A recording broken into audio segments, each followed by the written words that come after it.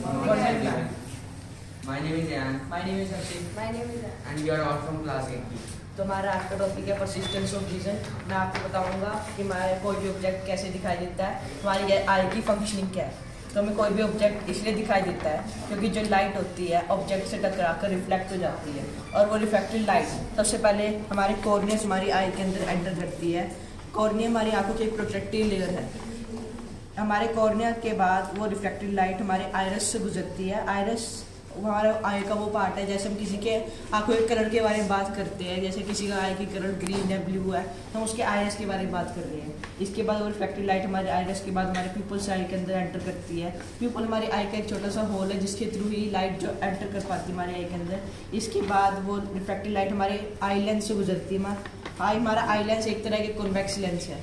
इसके बाद हमारा आई लेंस उस रिफ्लेक्टिव लाइट को हमारे रेटिना पर फोकस करता है। अगर हम रेटिना को हमारी आंखों की स्क्रीन कहें तो गलत नहीं होगा, क्योंकि रेटिना पर ही इमेज बनती है। लेकिन रेटिना पर जो इमेज बनती है वो वर्टिकली इन्वर्टेड होती है, मीन्स रेटिना पर इमेज उल्टी बनती है।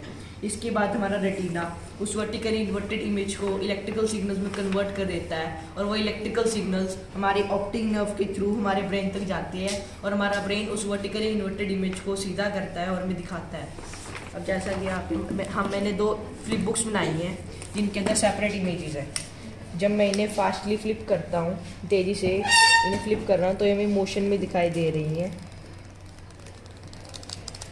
तो हमें मोशन में क्यों दिखाई दे रही है आपको याद है?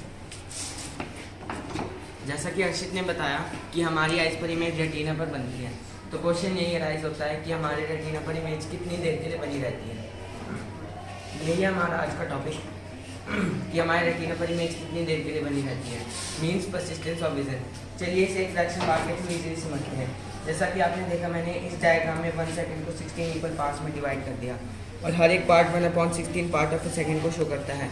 हमारे रेटिना पर image 1/16 part of A second के लिए बनी रहती है। अगर आसान भाषा में कहें तो हमारे रेटिना पर मैक्सिमम 16 इमेजेस बनती है, जिन्हें हम अलग अलग देख सकते हैं।